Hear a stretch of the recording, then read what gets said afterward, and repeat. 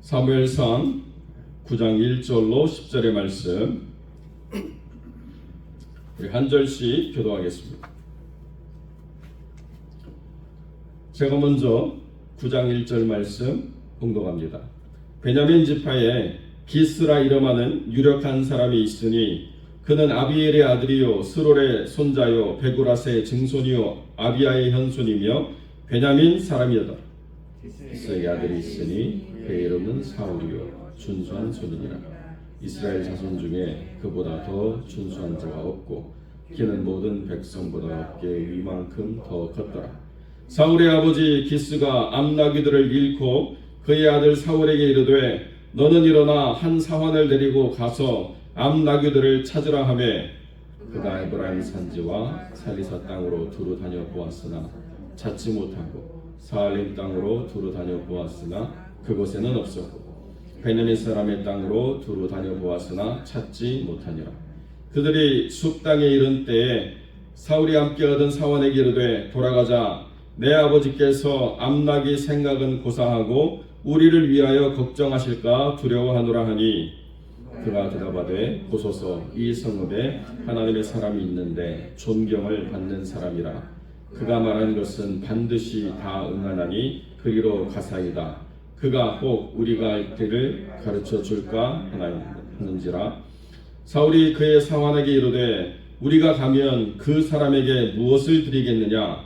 우리 주머니에 먹을 것이 다하였으니 하나님의 사람에게 드릴 예물이 없도다. 무엇이 있느냐 하니 사환이 사울에게 다시 대답하여 이르되 보소서 내 손에 은 한 세겔의 4분의 1이 있으니 하나님의 사람에게 드려 우리 길을 가르쳐 달라 하겠나이다 하더라. 옛적에 이스라엘 사람이 하나님께 가서 물으며 하면 말하기를 선견자에게로 가자 하였으니 지금 선지자라 하는 자를 옛적에는 선견자라 일컬었더라. 사울이 그의 사환에게 이르되 내 말이 옳다 가자 하고 그들이 하나님의 사람이 있는 성읍으로 가니라. 아멘. 오늘 본문의 말씀을 가지고 기브와 출신 사울을 부르시는 하나님이라는 제목으로 이 말씀을 함께 나누겠습니다. 오늘 우리가 함께 나누는 이 말씀은 어떻게 하나님이 다른 어떤 지파 사람도 아닌 베냐민이라고 하는 지파의 사울이라고 하는 사람을 선택하게 되었는가라고 하는 그 사건을 우리에게 전달해 주고 있습니다.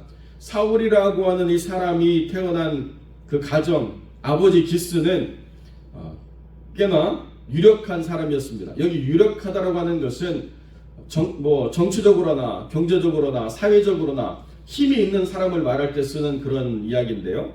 이 베냐민 지파 안에서는 기스라고 하는 사람이 굉장히 큰 힘을 가지고 있는 사람이었습니다. 어느 정도로 큰 힘을 가지고 있느냐? 암나귀들을 갖고 있었어요. 암나귀 요즘 생각하면 그게 무슨 의미인가 이렇게 생각하지만 암나귀를 탄다는 것은 왕이나 귀족에 준하는 그런 사회적인 지위가 있는 사람들이 탈 수 있는 것입니다. 아무나 타면 안 될까요? 네, 아무나 타면 안 됩니다. 그 시대의 문화가 그렇다는 거예요. 그 시대의 문화를 이해하지 못하면 오해를 벌이는 일들이 굉장히 많이 있습니다. 선교사님이 가가지고 그 사회를 보니까 아직도 돌을 갈아가지고 도끼를 쓰는 그런 원시적인 부분이 있었습니다. 흑요석이라고 하는 이 돌은 깨지면 굉장히 예리합니다. 어느 정도로 예리하냐? 사람이 만들어내는 아주 정밀한 수술칼보다도 더 날카로운 그런 단면을 갖게 됩니다. 그래서 이 흑요석을 가지고 칼도 만들고 도끼도 만들고 굉장히 유용하게 쓰죠. 심지어는 그것을 메스로 대신하자 하는 이야기가 나올 정도로 흑요석의 예리함은 굉장히 예리한 거예요. 그래서 그것을 가지고 도끼를 만드는데 아무나 주는 게 아닙니다. 성인식을 거치고 난 사람에게 그 도끼를 만들어서 주는 전통이 있었어요. 그런데 이 서양의 선교사가 보니까 영 형편없는 것 같거든요. 그래서 본국에다 주문해가지고 새로 만든 아주 좋은 쇠도끼를 준비해가지고 막 나눠주기 시작했습니다. 그러고 났더니 전통이 다 엉망이 되어버린 거예요. 어른들을 무시하고 건방지게 쇠도끼 들고 다니면서 자기가 더 힘 있는 것처럼 생각하고 하는 그런 상황들이 만들어지게 되어서 선교에 큰 실수를 했다, 이런 보고가 있을 정도로 전통과 문화는 중요하다는 것입니다. 그러니까 암나귀를 탔다라고 하는 것은 그 집에 말이 없었네, 이게 아니고 굉장히 사회적으로 지위가 있었다라고 하는 것을 상징하는 그러한 조건이라는 것입니다. 한두 마리가 아니었다는 거죠. 암나귀들을 잃고 사울에게 그것을 사환을 데리고 찾아오라고 말씀했습니다. 여러분, 얼마나 이게 막막한 이야기입니까? 나귀들이 나갔는데 누가 훔친 건지 아니면 나귀들이 도망갔는지 모르겠는데 어디로 갔는지 도무지 알 수가 없죠. 그래서 그 나귀들을 찾아서 에브라임 산지와 살리사 땅으로 가고 사할림 땅으로 가고 그 다음에 숫 땅까지, 베냐민 땅을 다 뒤지고 난 다음에 숫 땅까지 이르를 정도로 많은 곳을 돌아다녔다라고 이야기합니다. 그런데 이제 돌아가야 될 때가 되었다라고 느꼈다는 거죠. 왜 그런가? 아버지께서 암나귀 생각보다도 우리를 위해서 걱정하실 것을 더 염려하는 그런 마음이 있었다는 것입니다. 그런 사건들을 통해서 하나님이 무엇을 보여주시느냐? 사울 개인에게는 이러한 상황이 하나님의 사람을 만나게 되는 중요한 접촉점이 되었다라고 이야기하는 거죠. 문제가 만들어졌는데 문제를 통해서 우리가 어떤 기대를 갖느냐? 문제 해결이 아니고 하나님의 음성을 듣고 하나님의 사람 앞에 나아가서 하나님이 이끄시는 새로운 하나님의 부르심을 경험하게 되는 때가 있다는 거죠. 그러니까 문제라고 하는 것을 우리가 만났을 때 가져야 될 가장 중요한 자세는 뭐냐면 문제는 그냥 나에게 온 것이 아니다. 이 문제를 해결하는 것을 통해서 하나님을 경험하는 분명한 방법이 되어야 된다. 이 문제를 해결함으로써 내가 하나님을 더 깊이 알아가고 하나님 음성을 듣게 되고 하나님을 만나는 만남의 도구가 되어야지, 이 문제가 그냥 나를 고생시키고 힘들게 하는 것으로 끝나서는 안 된다라고 하는 분명한 의식을 갖고 있어야 된다는 거죠. 반면에 하나님께서는 사울이라고 하는 사람을 왜 선택했는가를 모든 사람들에게 알려주시는 중요한 사울의 사람됨이라고 하는 것을 드러내는 순간이라는 거죠. 좋을 때는 나쁜 사람이 어디가 있습니까? 좋을 때는 다 마음에 여유가 있고 너그럽고 남을 배려하고 다 하지만은 내가 힘들고 어려울 때, 그때 사람됨이라고 하는 것을 우리가 보게 된다는 거죠. 힘들고 어려운 순간이 있는데 힘들고 어려운 순간을 어떻게 극복해내는 애도 중요하지만 힘들고 어려운 순간에 내 속사람이 망가지지 않고 그 시간을 어떻게 이겨내느냐도 중요한 것입니다. 힘들고 어려운 순간을 버텨서 어떤 시간을 잘 극복해냈는데 그로 말미암아서 내 속사람이 막 깨지고 날카롭게 되고 망가지고 멀쩡하다가도 그 생각만 하면 막 울분이 차오르고 분노가 나고, 이거는 고난을 하나님을 만나지 못한 사람들의 모습이라는 거예요. 물론 상처의 흔적은 남겠지만은 그 상처의 흔적이 나와 함께 하신 하나님을 기억하게 하는 기념이 되는 사건이지, 그것 때문에 내가 우울에 빠지고 그것 때문에 내가 원망에 빠지고 그것 때문에 내 인격이 다 망가지고 모자란 사람처럼 그렇게 드러나는 것은 아니라고 분명히 말씀드릴 수 있습니다. 그래서 지금 사울의 집에 일어난 이 사건은 사울이라고 하는 사람이 그 문제를 어떻게 다루는가를 보여줌으로써 어떻게 하나님이 그를 택하시는가를 보여주는 중요한 사람됨에 대한 속성을 보여주고 있는데요. 2절에 보니까 준수한 소년이다 이렇게 이야기하고 있습니다. 준수한 소년이다, 애였나 이렇게 생각할 수 있는데요.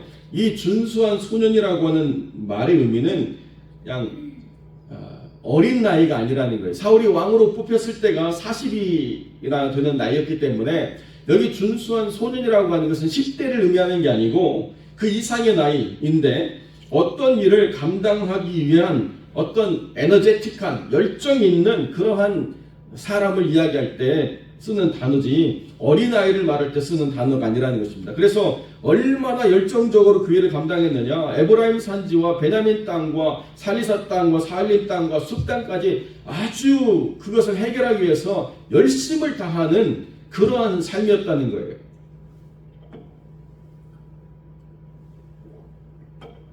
그러니까 일을 감당할 수 있는 열정이 있고 그 열정을 진행할 수 있는 체력이 뒷받침되어 있어서 그 모든 것들을 감당할 만큼의 어떤 육체적인 부분에 있어서 흠이 전혀 없었다는 것입니다. 심지어 키가 모든 백성보다 어깨 위에 더 컸더라 라고 표현할 정도로 아주 외형적으로 볼 때 모자람이 전혀 없는 남자답고 그 모든 사람들이 따르게 리더로서 인정받을 만한 모든 조건이 갖춰져 있다는 거죠.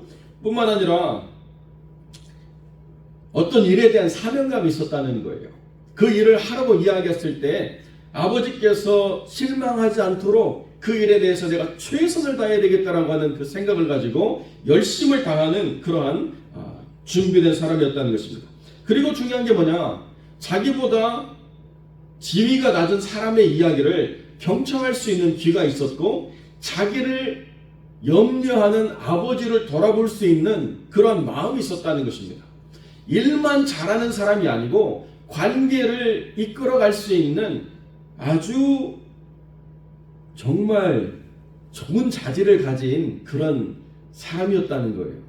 여러분, 이렇게 보면 사울이 망가지는 게 얼마나 참 아쉽고 안타깝습니까? 그러니까 사무엘이 사울을 하나님께서 버리고 난 이후에 죽을 때까지 그 마음 아파하는 것들을 보게 되지 않습니까?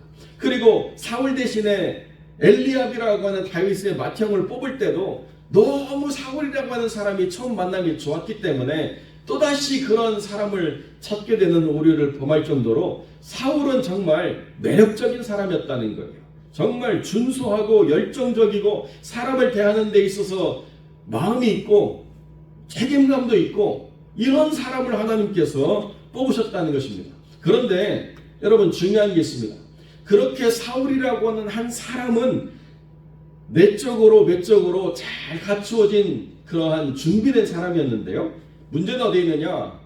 베냐민이라고 하는 그 지파가 사울이라고 하는 사람을 뒷받침해 줄 만큼의 든든한 힘이 되어주는 지파가 아니었다는 거죠. 왜 그렇습니까? 사울의 고향이 어디냐? 기브아예요. 기브아. 여러분, 사사기 19장에 보면 기브아에 에브라임 지파에 있던 그 레위인이 자기 첩과 들렀다가 아주 말도 하기 힘든 잔혹한 사건이 벌어지지 않습니까? 그리고 난 다음에 이스라엘 11지파와 베냐민이 싸울 때에 가장 문제가 됐던 그 기브아에서 전쟁이 벌어지고 두 번이나 이스라엘이 패하고 난 다음에 세 번째 그 전쟁에 대한 승리를 하나님이 약속하시고 난 이후에 기브아를 멸절시켜 버렸습니다. 그러니까 사울의 가문은 그때 도망가 가지고 살아남은 600명이 생존해서 만든 가문이에요. 그러니까 그 이 다른 가문들이 생육하고 번성해서 그 땅을 다스리는 것보다 600명이 다시 시작해 가지고 그 지파를 형성한다는 게 쉽지 않죠. 그러니까 한 지파로서 정당하게 인정을 받기에는 너무나도 약한 지파였다는 것입니다. 대신에 왕이 나올 만한 지파가 어디 있느냐? 야곱이 예언한 대로 유다 지파, 그리고 야곱이 머리 얹어서 장자로 세운 그 에브라임 지파, 이것이 지파의 아주 특성을 잘 나타내는 큰 지파들이었다는 거예요. 그 지파들 사이에 끼어있는 이 베냐민 지파에 아무리 잘 준비된 사람이 있다 하더라도 사람들의 마음을 얻기가 쉽지 않다는 거죠. 이제 이후에 보겠지만 기름 부어서 세우니까요, 사람들이 다 무시하고 가버렸어요. 얼마나 자존심 상하고 마음 아프는 일입니까? 나는 괜찮은데 나를 밀어줄 그런 환경이 아니고, 나를 밀어줄 집안이 아니고, 나를 밀어줄 가문이 아니고, 너무 분하다 이렇게 생각할 수도 있지만 그게 아니라는 거예요. 왜 나를 더 좋은 환경, 왜 나를 더 좋은 곳, 왜 나를 더 멋진 배경을 만들어 주시지 않습니까? 이렇게 우리가 안타까워할 때가 있죠. 또 내 스스로가 그렇게 생각할 수도 있지만 우리의 자녀들을 보면서 아버지로서 어머니로서 좀 우리 스스로 부모가 좀 부족하다고 느끼고 자책할 수도 있겠죠. 내가 그때 조금만 여유가 돼서 내 아들을 내 딸을 밀어줬으면 그러면 그때 우리 아이가 더 잘 됐을 텐데. 저는 그런 환경을 경험한 적이 있거든요. 저희가 다니던 교회가 땅을 사가지고 새 들어 살다가 이제 교회를 건축한다고 들어간 그 땅 값싼 부지를 사가지고 건축을 해서 교회를 지으려고 했는데요. 그 땅 바로 옆에 있는 그 지역은 굉장히 가난한 분들이 사시는 동네였습니다. 그러다 보니까 중학교 때 함께 교회에서 친구처럼 지내던 그 여자아이들이 중학교가 딱 끝나고 나면 교회를 못 나오는 거예요. 왜 그런가? 지원이 힘들기 때문에 너희들은 공장에 가서 일을 하면서 사회인이 빨리 돼가지고 집안에 돈을 가져와라. 이렇게 부모들이 다 결정을 해서 함께 친구처럼 지내던 여자아이들이 다 직장 생활을 하게 되고 저희는 그때도 학생으로 있으니까 아이들이 마음이 아파가지고 교회를 안 나오는 거죠. 그리고 난 다음에 뭐 길에서 이렇게 얼굴을 보고 만나면 친구야 이렇게 하기가 힘든 거예요. 왜냐면 그 여자아이들은 벌써 막 화장하고 파마하고 사회인이 다 돼가지고 지나다니는데 저는 아직도 그냥 동네 꼬마처럼 책가방 메고 돌아다니니까 제가 이렇게 많이 낯설더라고요. 근데 그 아이들의 마음에 마지막으로 이렇게 교회를 나왔을 때 그 아파하는 그런 모습들이 좀 기억에 남습니다. 그렇게 가정이, 그렇게 환경이 나를 밀어주지 못해가지고 내가 무언가 더 큰 꿈이 있었는데, 무언가 더 큰 기대가 있었는데 하지 못한다라고 하는 한이, 원망이 서릴 수도 있겠죠. 그런데 하나님께서 왜 미약한 중에 사람을 택하셨는가? 환경이 아니고 조건이 아니고 배경이 아니고 하나님이다 라고 하는 것을 사울에게 분명히 가르쳐주고자 하셨다는 것입니다. 환경보다도 조건보다도 상황보다도 내가 너의 힘이 되어주고 내가 너의 구원자가 되어주고 내가 너를 이끄는 자가 되어주고 내가 전심으로 나를 의지하면 내가 너에게 능력이 되고 지혜가 되고 권위를 줄 것이다라고 하는 그 상황을 주님이 만들어 주셨다는 거죠. 그러니까 사울이라고 하는 사람의 자질보다도 더 중요한 게 뭐냐면 사울이라고 하는 사람이 갖고 있는 결여, 부족이 더 중요했다는 거예요. 하나님 관점에서는. 똑똑하고 잘하고 일할 수 있는 사람들이 유다에도 있고 뭐 에브라임에도 있고 단지파에도 있고 다 있겠지만은 그 사람들은 사울만큼 전심으로 하나님을 의지할 부족함이 없다는 거죠. 그러니까 하나님께서 왕으로 택하실 때 그 사람도 중요하지만 그 사람의 환경도 상황도 의미를 갖는다는 것입니다. 그래서 하나님께서 다른 출신도 아닌 기브아 출신의 기스 사람 아들 사울을 택하셨다는 거죠. 왜요? 전심으로 하나님만 의지해라. 네 가문은 너의 힘이 되어지지 않는다. 너의 지파는 너를 왕으로 밀어줄 수 있는 지파가 아니다. 너를 택하신 하나님만이 너를 왕되게 하신다. 이것밖에 없다는 것입니다. 여러분, 그러니까 우리가 우리 스스로를 바라볼 때에 아쉬워하고 안타까워하고 부족하게 느끼는 것, 또 우리의 자녀들을 바라볼 때 우리가 좀 아쉬워하는 것, 우리는 그렇게 아쉬워할 수 있지만 그러나 하나님은 뭐라고 말씀하세요? 그러니까 내가 하나님으로서 함께 할 수 있는 공간이 있는 거죠. 비어있는 것이 있는 것이다. 그것을 무엇으로 채울 것인가를 결정할 때 하나님으로 채우라고 우리가 분명히 말씀하시는 그분의 음성을 깨달으면 그러면 하나님께서 일하시는 역사를 보게 된다. 교회도 마찬가지죠. 조건이 되고 상황이 되고 사람이 되고 뭐가 되고 그럴수록 하나님을 의지하지 않아요.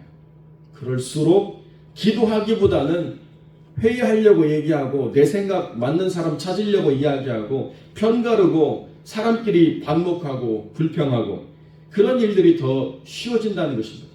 오히려 부족하고 모자라고 하는 비어있음이 있을 때 그때 주님 우리 힘으로 되어지지 않습니다. 우리를 도우시고 우리를 채워주시옵소서. 이렇게 간구하는 영혼이 된다는 거죠. 그때 사울이라고 하는 사람을 주목해서 보시는 하나님이 그를 그 뜻대로 세우시는 역사가 이루어진다는 사실을 깨닫고 우리의 모든 삶의 부족함, 우리의 모든 삶의 모자람 이것을 채우시는 하나님의 역사를 기대하며 그 뜻대로 사용되어지기를 기뻐하는 믿음의 사람들이 되어주시기를 주님의 이름으로 간절히 축원드립니다.